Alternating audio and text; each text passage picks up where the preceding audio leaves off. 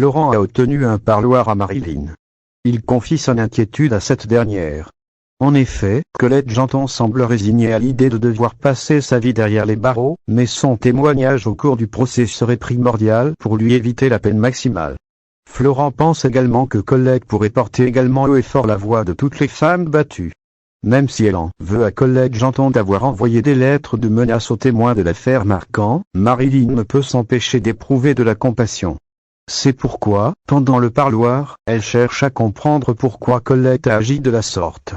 Colette lui avoue que son intention au début était seulement de faire peur à son mari avec une lettre de menace. Sauf qu'il n'a pas réagi.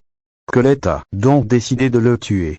Elle jure ensuite à Marilyn qu'elle n'a jamais eu l'intention de tuer David, l'infirmier.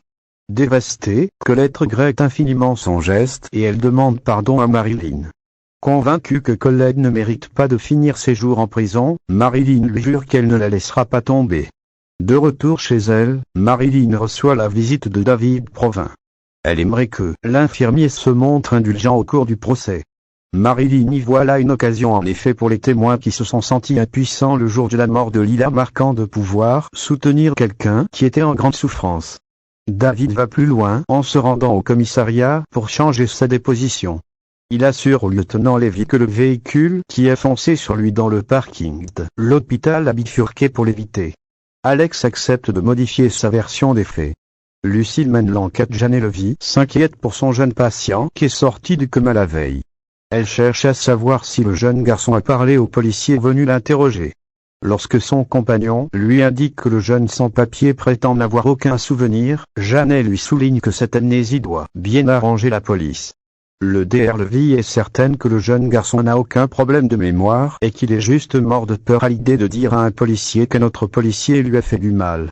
Mais Becky n'apprécie pas que sa compagne s'immisce dans son enquête et lui signifie que c'est à l'IGPN seul de trouver la vérité. Mais Jeanne s'entête souligne à Clément qu'au fond de lui, il connaît déjà la vérité. Avant de partir au commissariat, Hakim s'excuse auprès de Lucille pour son attitude de la veille. Il lui confie que cette histoire d'interpellation lui prend la tête au boulot et qu'une fois rentré à la maison, il a juste envie de se vider les idées. Lucille se montre compréhensif et lui